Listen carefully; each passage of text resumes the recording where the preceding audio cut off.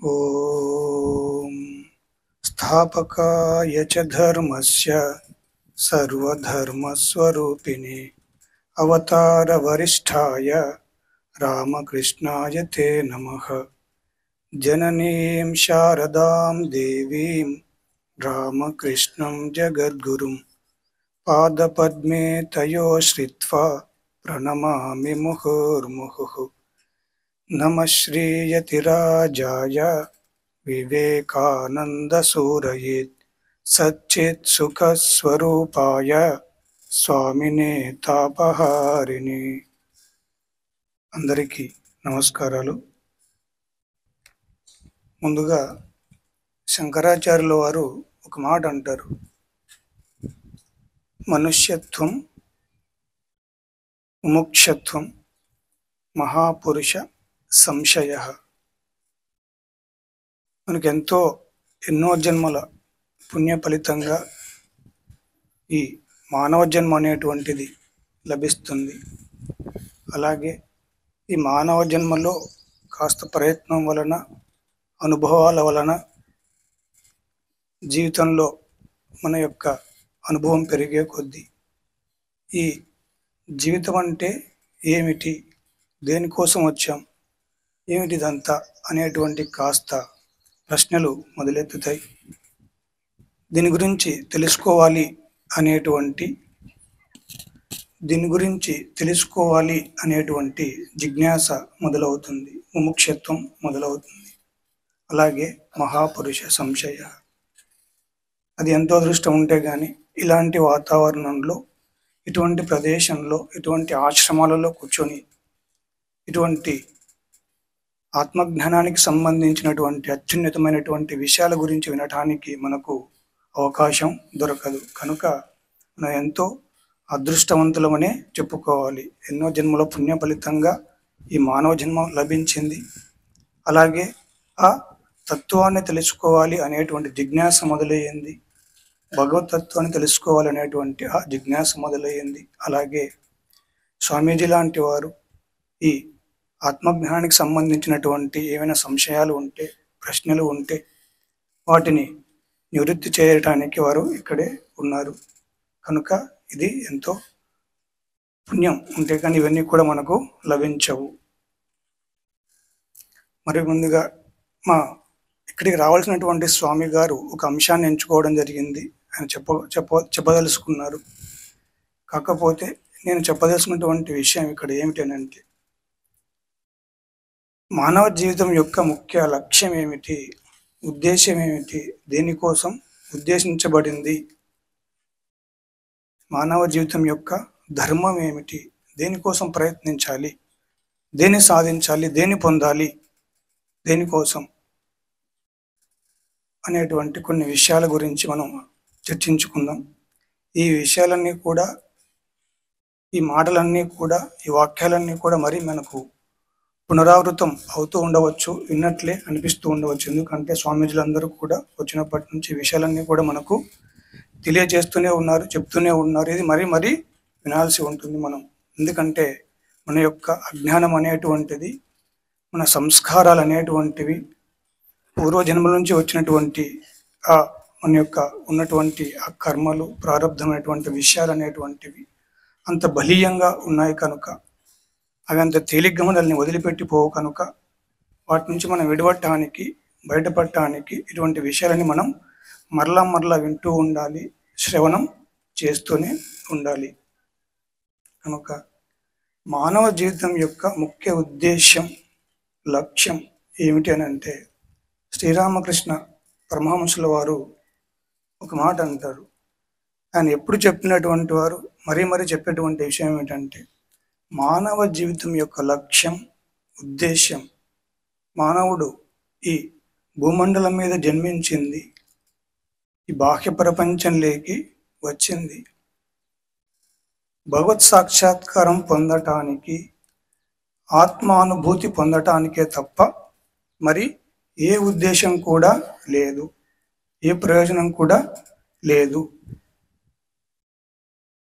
స్వామి వివేకానంద కూడా ఒక మాట అంటారు, మానవుడు అనేక జన్మల పర్యంతం అనేక జన్మలు తీసుకున్న తర్వాత ఈ భూమి ముందుకి వచ్చి వచ్చి పోతూ దేనికోసం వస్తూ ఉన్నాడు, ప్రయోజనం ఏమిటి అని అంటే కేవలం ఆత్మ సాక్షాత్కారం పొందటానికే, భగవదనుభూతి పొందటానికే, కైవల్యాన్ని పొందటానికే, ఆ చైతన్య అనుభవాన్ని పొందటానికే తప్ప వేరే ఆలోచన కానీ, వేరే భావం కానీ, వేరే ప్రయోజనం కానీ, వేరే ఉద్దేశం కానీ ఏది కూడా లేదు అని వారు చెప్తూ ఉన్నారు. శంకరాచార్యుల వారు కూడా ఇదే మాట చెప్తూ ఉన్నారు. రమణ మహర్షుల వారు కూడా ఇదే మాట చెప్తూ ఉన్నారు. ప్రతి ఒక్కరు కూడా వచ్చినటువంటి వారందరూ కూడా అవధూతలు. ప్రతి ఒక్కరు కూడా ఈ ప్రపంచాన్ని పరిశీలించి, అన్వేషించి, లోతుగా పరిశీలించి చెప్పేటువంటి విషయం ఏమిటి? భగవద్ అనుభూతి పొందాలి, ఆత్మ సాక్షాత్కారం పొందాలి. మరి ఈ భగవద్ అనుభూతి, ఈ భగవత్ సాక్షాత్కారం, ఆత్మానుభూతి ఎందుకు పొందాలి? దేనికోసం పొందాలి? ప్రయోజనం ఏమిటి? దాని వలన మనకి ఏం కలుగుతుంది? ఏదైనా ప్రయోజనం ఉంటేనే కదా మనం ఏదైనా చేస్తాం. మనకి ఏదైనా ఉపయోగం ఉంటేనే కదా ఏదైనా చేస్తాం.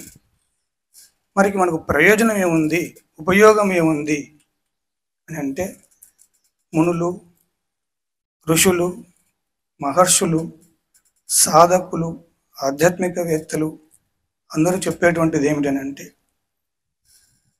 భగవంతుడు అనేటువంటి వాడు ఆనంద స్వరూపుడు. ఆత్మతత్వం అనేటువంటిది ఆనంద నిలయం, శాంతికి నిలయం, తృప్తికి నిలయం. మనిషి పుట్టినప్పటి నుంచి చనిపోయేంత వరకు, బాల్యావస్థ నుండి వృద్ధాప్యం వరకు కూడా దేనికోసం ప్రయత్నిస్తూ ఉన్నాడు మనిషి అనేటువంటి వాడు? దేన్ని పొందాలనుకుంటూ ఉన్నాడు? దేన్ని సాధించాలనుకుంటూ ఉన్నాడు? దేనికోసం ఈ అలుపెరగని ప్రయత్నం, ఎడతెరిపి లేనటువంటి ఈ ప్రయత్నం దేనికోసం? దేనికోసం ప్రయత్నిస్తున్నాం మనం? ఇదంతా దేనికోసం ఉంటున్నామనంటే కేవలం ఆనందం కోసమే, కాస్త సుఖం కోసమే, శాంతి కోసమే. ఎందుకు ప్రతి ఒక్కరూ కూడా ఇంత వేగంతో, ఇంత ప్రవాహంతో ఎందుకు కొట్టుకొని పోతూ ఉన్నారు? దేనికోసం ప్రయత్నిస్తూ ఉన్నారు అంటే ఆనందం పొందాలనే ఉద్దేశంతో, శాంతిని పొందాలనేటువంటి ఉద్దేశంతో, కాస్త తృప్తి దొరుకుతుంది అనేటువంటి ఉద్దేశంతో. మరి ఈ మనిషిని భగవంతుని దగ్గరికి చేరుకోకుండా,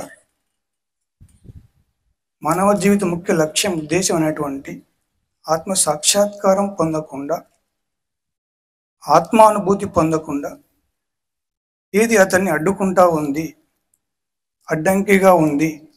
ఎందుకు భగవద్ దర్శనం పొందలేకపోతున్నాడు, ఆత్మ సాక్షాత్కారం పొందలేకపోతున్నాడు అని అంటే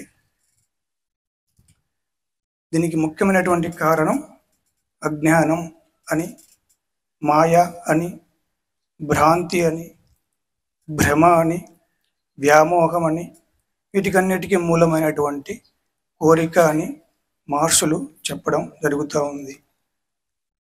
అందుకే భగవద్గీతలో కృష్ణుడు చెప్పేటువంటిది దైవీ హేష గుణమయి మమ మాయ దురత్యయ మాం ఏవయే ప్రపద్యంతే మాయం ఏతం తరంతితే అని అంటాడు. మరి అజ్ఞానం ఎప్పుడు మొదలైంది, ఎక్కడి నుంచి మొదలైంది అని అంటే సాక్షాత్తు భగవత్ స్వరూపులమైనటువంటి మనం, దైవ స్వరూపులమైనటువంటి మనం, దివ్య స్వరూపులమైనటువంటి మనం ఎప్పుడైతే ఈ కనిపించేటువంటి ఈ భౌతిక దేహం, భౌతిక శరీరం, భౌతిక కాయం, ఈ నేను అనేటువంటి ఎప్పుడైతే మనకు భావన కలిగిందో అప్పుడే మనలో అజ్ఞానం మొదలయ్యింది. మూల కారణం ఎక్కడ మొదలైంది? చైతన్య స్వరూపులమైనటువంటి మనం, స్వతహాగానే ఆనంద స్వరూపులం అయినటువంటి మనం, మన యొక్క అజ్ఞానం వలన ఈ పంచభూతాలతో నిర్మితమైనటువంటి ఈ శరీరం నేను అనేటువంటి ఆ భావన కలిగినప్పుడు, ఈ అజ్ఞానం అనేటువంటిది మొదలయ్యింది. మరి ఈ శరీరం అనేటువంటిది నశించేటువంటిది కనుక, అశాశ్వతమైనటువంటిది కనుక, కాలాంతరంలో ఇది ఏ రూపం నామం లేకుండా పోతుంది కనుక, మరి అటువంటి దాంతో మనం ఏం చేయాలనుకుంటున్నాం? అశాశ్వతమైనటువంటి దానితో శాశ్వతమైనటువంటి ఆనందాన్ని, సుఖాన్ని, తృప్తిని నిరంతరంగా ఈ భూమండలం మీద, ఈ బాహ్య ప్రపంచంలో, ఈ జగత్తులో ఉండాలనుకుంటున్నాం. అలాగే ఏం కోరుకుంటూ ఉన్నాం? శాశ్వతమైనటువంటి ఆనందాన్ని కోరుకుంటూ ఉన్నాం.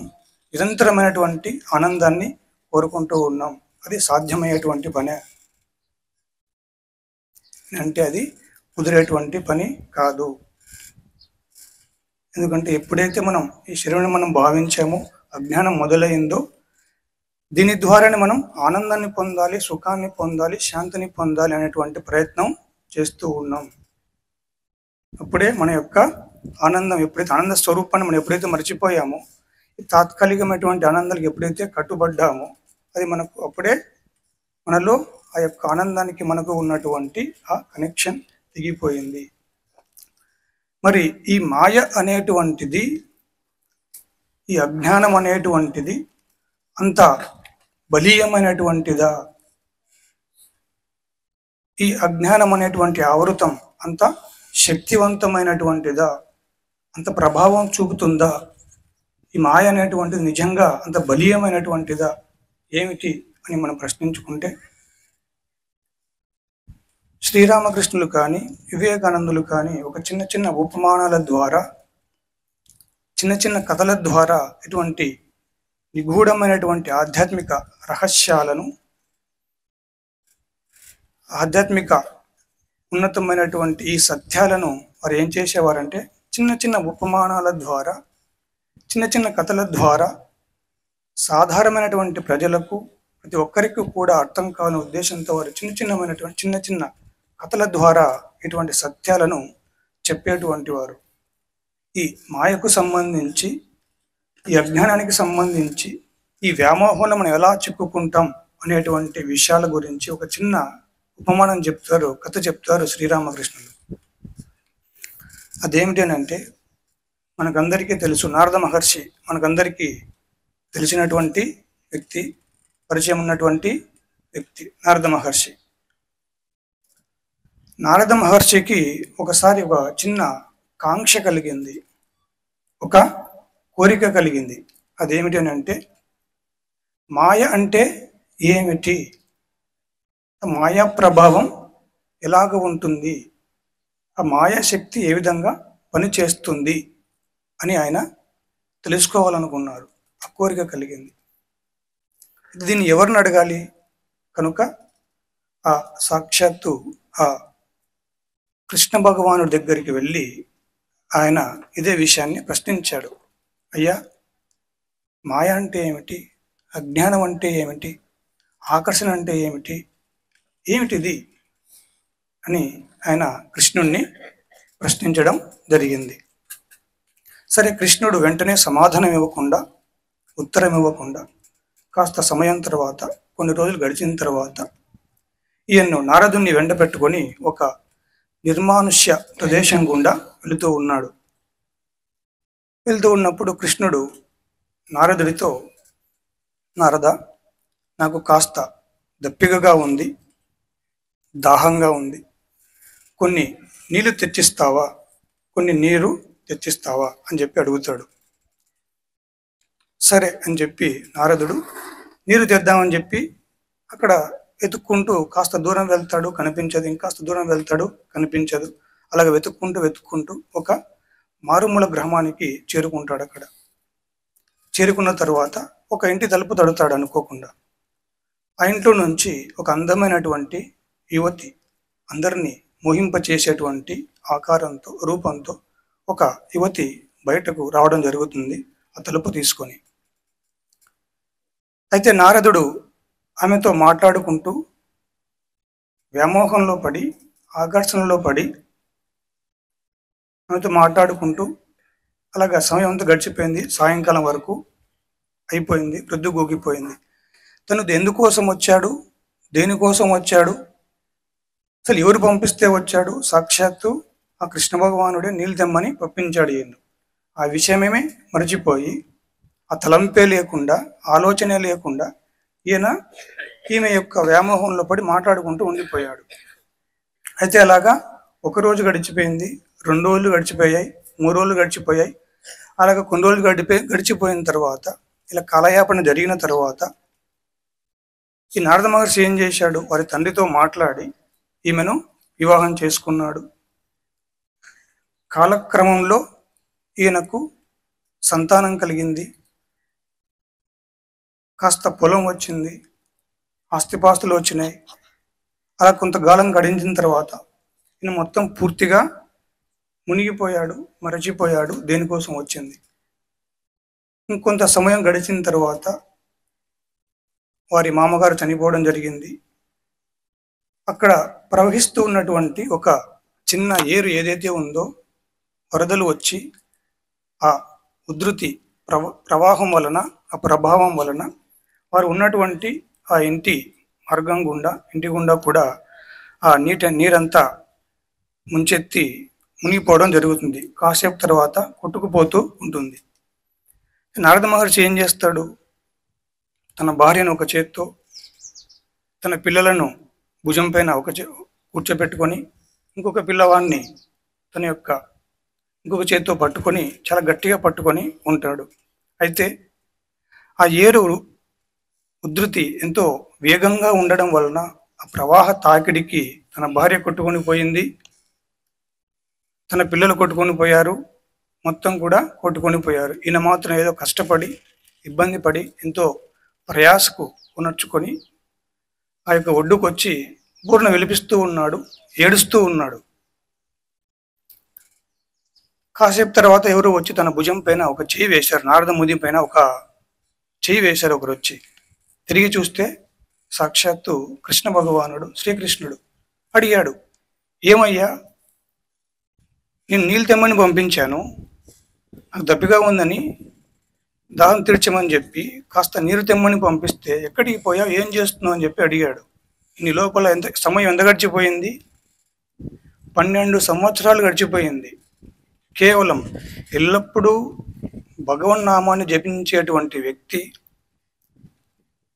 ఎటువంటి ఆలోచన లేకుండా, ఎటువంటి తలంపు లేకుండా, ఎప్పుడు ఆ ఆత్మానందంలో రమించేటువంటి వ్యక్తి కేవలం ఆ యొక్క స్త్రీ యొక్క వ్యామోహంలో పడి, భ్రాంతిలో పడి, మాయలో పడి, దేనికోసం వచ్చాడు, ఎందుకోసం వచ్చాడు అనేటువంటి విషయాన్ని మర్చిపోయి 12 సంవత్సరాలు అక్కడ గడపడం జరిగింది. అటువంటి ప్రభావం కలిగినటువంటిది మాయ అనేటువంటి తెలియచేయటానికి ఈ ఉపమానం చెప్పడం జరుగుతుంది. మరి అటువంటి వ్యక్తులకే, ఆ వ్యక్తికే అటువంటి పరిస్థితి ఏర్పడి ఉంది అని అంటే, నిరంతరం అజ్ఞానంలో ఉండి, నిరంతరం భ్రమలో ఉండి, భ్రాంతిలో ఉండి, ఈ శరీరం తప్ప వేరే లోకం లేనటువంటి, వేరే ఆలోచన లేనటువంటి, వేరే భావన లేనటువంటి మన యొక్క పరిస్థితి ఏమిటి, మన యొక్క స్థితి ఏమిటి అని మనం ఆలోచించుకోవాలి. అంత బలీయమైనటువంటిది, అంత శక్తివంతమైనటువంటిది ఈ మాయైనటువంటి ప్రభావం. అందుకేం చెప్పాడు కృష్ణుడు? మామే వయే ప్రబధ్యంతే మాయాం ఏతాం తరంతితే.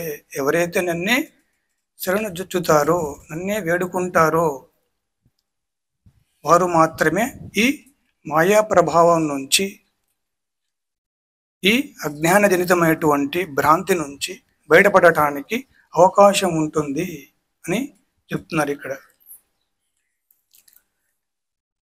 మరి ఈ ప్రపంచమంతా కూడా ప్రతి ఒక్కరు కూడా అదే ఆలోచనలతో, అదే భావాలతో నడుస్తూ ఉన్నారు కనుక దాని నుంచి బయటపడటం అనేటువంటిది అంత సులభమైనటువంటి విషయం కాదు ఇది.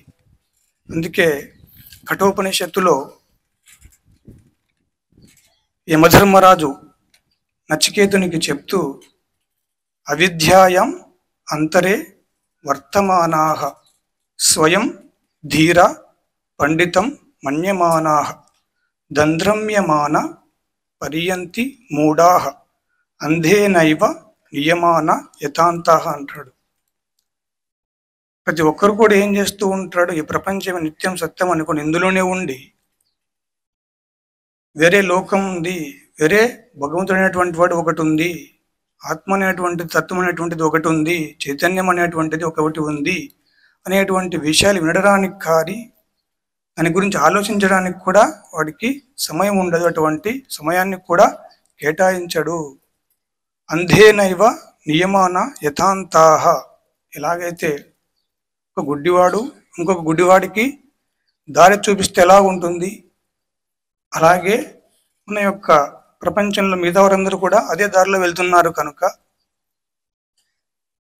అదే మార్గం గుండా వెళుతూ ఉన్నారు కనుక, అదే గమ్యంతో అదే లక్ష్యంతో ప్రాపంచిక ఆనందాలే, ప్రాపంచిక సుఖాలే, ప్రాపంచిక భోగాలే లక్ష్యంతో వెళ్తున్నారు కనుక మనం కూడా అటువైపుగానే వెళ్తూ ఉన్నాం. కనుక దీని నుంచి మనం బయటపడటానికి, దీని నుంచి మనం బయటకు రావటానికి మార్గం ఏమిటనంటే తిరిగి మామేయవయే ప్రపద్యంతే మాయం ఏతం తరంతితే సర్వధర్మాన్ పరిత్యజ్య మామేకం శరణం రజ అహం త్వం సర్వపాపేభ్యో మోక్షయిష్యామి మా శుచః.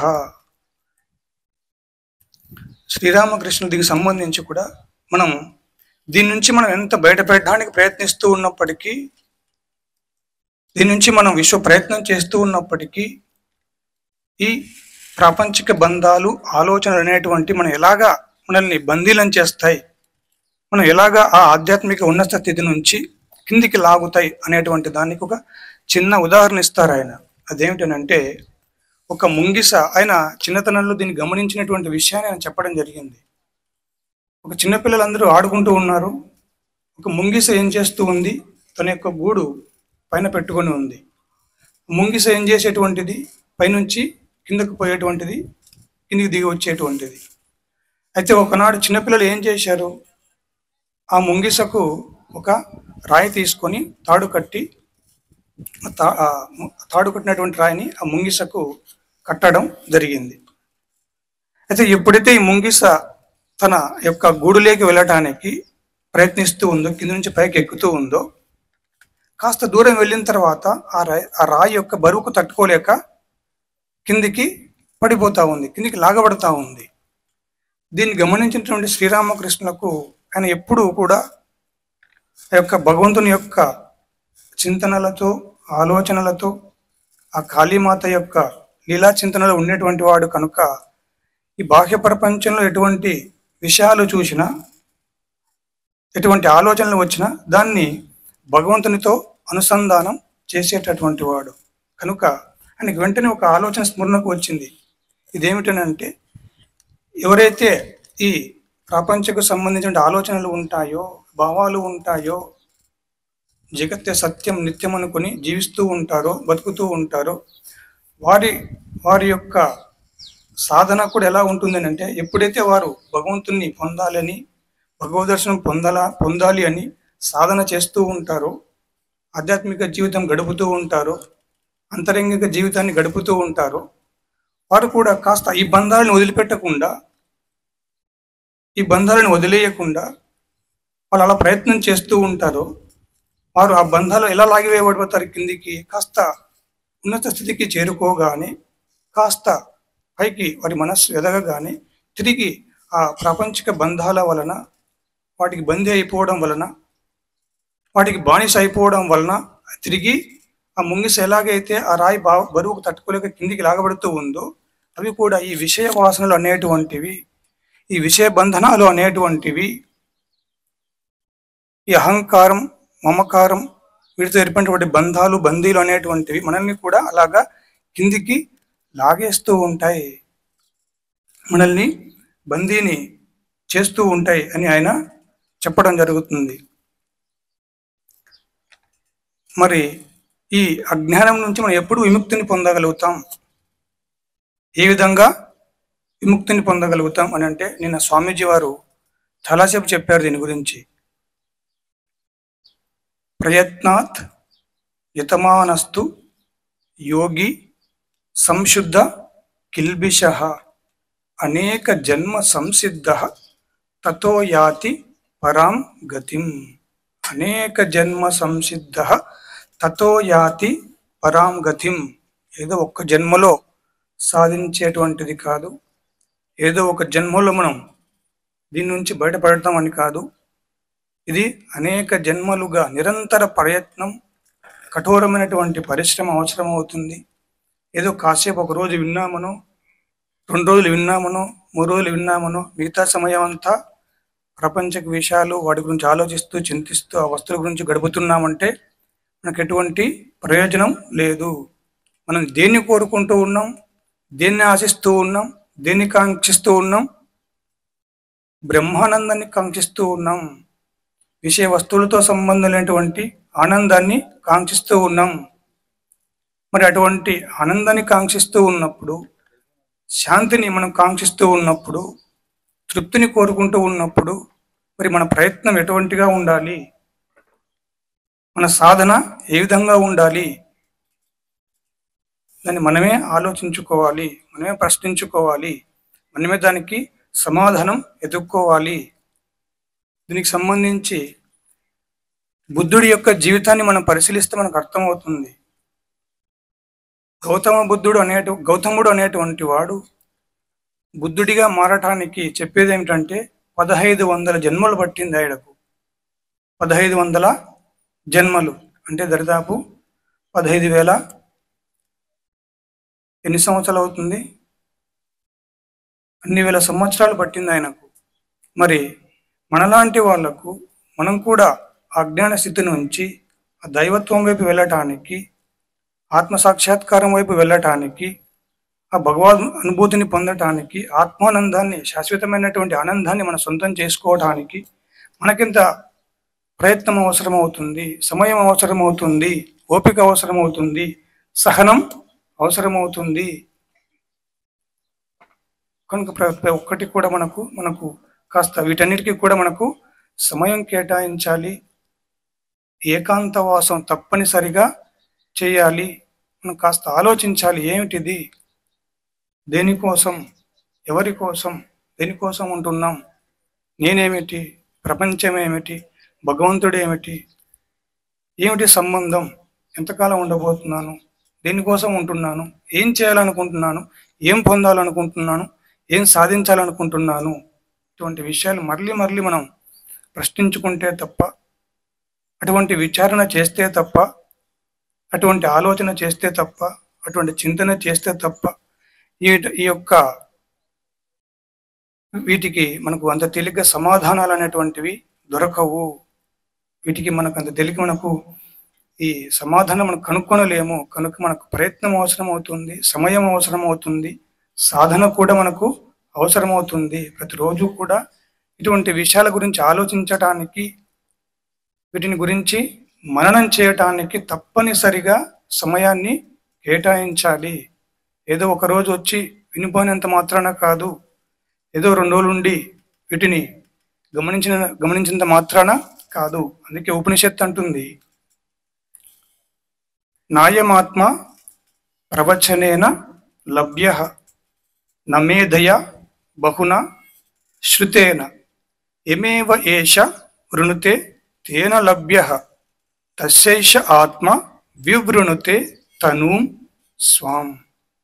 ఎవరికి ఈ ఆత్మానందం దొరుకుతుంది, భగవత్ సాక్షాత్కారం కలుగుతుంది, ఆత్మానుభూతి కలుగుతుంది, కైవల ప్రాప్తి కలుగుతుంది, చైతన్య అనుభవాన్ని పొందగలం అని అంటే కేవలం ఏదో ప్రవచనాలు చేయడం ద్వారా కాకుండా, కేవలం వాటిని వినడం ద్వారా మాత్రమే కాకుండా, అలాగే ఏదో పుస్తకాలు ఉన్నాయి, చాలా ఉన్నాయి, భగవద్గీత గ్రంథాలు ఉన్నాయి, ఎన్నో పురాణాలు ఉన్నాయి, బ్రహ్మసూత్రాలు ఉన్నాయి, వశిష్ఠ రామ సంవాదం ఉంది, ఇవన్నీ చదివేశాం అని కాకుండా నీకు నిజంగా వ్యాకులత అనేటువంటిది ఉందా? ఎలాగైతే ఒక దొంగవాడికి పక్కింట్లో బంగారం, అలాగే వజ్రాలు, విలువైనటువంటి వస్తువులు ఉన్నప్పుడు వాడికి నిద్ర పడుతుందా? దొంగ అనేటువంటి వాడికి నిద్ర వస్తుందా రాత్రి? వాడి ఆలోచన అంతా ఏమిటి? దాన్ని ఎలాగైనా దొంగిలించాలి, దాన్ని ఎలాగైనా తన సొంతం చేసుకోవాలనేటువంటి భావనలో ఉంటాడు కనుక, అలాగే ఒక జిజ్ఞాస అనేటువంటి వాడు ఈ యొక్క ప్రాపంచిక తత్వాన్ని, ఈ యొక్క జగత్తును చక్కగా పరిశీలించినటువంటి వాడు, పరిగించినటువంటి వాడు, ఆలోచించినటువంటి వాడు ఏం చేస్తాడు? నిత్యానందాన్ని పొందటానికి, నిరంతరం ఆనందంలో ఉండటానికి, ఈ యొక్క శరీరంతో సంబంధం లేకుండా ఏ వస్తువుతో కానీ, ఏ వ్యక్తితో కానీ, ఏ పరిస్థితితో కానీ, ఏ సందర్భంతో కానీ సంబంధం లేకుండా ఎటువంటి వాటికి బందీ కాకుండా, బానిస కాకుండా ఉండేటువంటి ఆనందాన్ని పొందటానికి ప్రయత్నిస్తాడు. అటువంటి వ్యాకులత కలిగి ఉండాలి మనం. అటువంటి ప్రయత్నం చేయగలగాలి, అటువంటి సాధన చేయగలగాలి, అటువంటి ఆధ్యాత్మిక జీవితం గడపగలగాలి. అప్పుడు మాత్రమే ఈ బ్రహ్మానుభవం పొందటానికి, ఆత్మసాక్షాత్కారం పొందటానికి అవకాశం ఉంటుంది. అంతే తప్ప కాలక్షేపం కోసం వింటే కాదు. తప్పనిసరిగా మనలో ఒక విధమైనటువంటి తీవ్రమైనటువంటి వ్యాకులత ఏర్పడాలి, కోరిక కలగాలి, కాంక్ష కలగాలి, ఆకాంక్ష కలగాలి. భగవంతుణ్ణి ఈ జన్మలోనే నేను సాక్షాత్కరించుకోవాలి అనేటువంటి తీవ్రమైనటువంటి ప్రయత్నం చేయగలగాలి. అప్పుడు మాత్రమే ఇవన్నీ మనకు సాధ్యమవుతాయి. లేకపోతే శంకరాచార్యులు వారు చెప్పినట్లుగా పునరపి జననం, పునరపి మరణం, పునరపి జనని జఠరే శయనం. అది కాకుండా ఉండాలంటే ఏం చేయాలి? ఇహ సంసారే బహుదుస్థారే కృపయా పారే పాహి మురారే. అటువంటి భగవంతుణ్ణి మనం వేడుకోవాలి. మన యొక్క మనస్సును ఏకాంతవాసంలో ఉండి భగవంతుని దగ్గర ఉంచగలగాలి. మనకు ఒక దారి చూపించమని ఆ ప్రయత్నంలో మనం సఫలీకృతమయ్యేటువంటి విధంగా ఆయన మనం ప్రార్థించగలగాలి. ఇదే మనకు ఋషులు మునులు కూడా మనందరికీ చెప్పినటువంటిది. మార్గంలో వెళ్ళటానికి మనకు సహాయకారిగా ఉండటానికి వారు చెప్పినటువంటి విషయాలు ఇవి. ఇంతటితో నేను దీన్ని ముగిస్తున్నాను.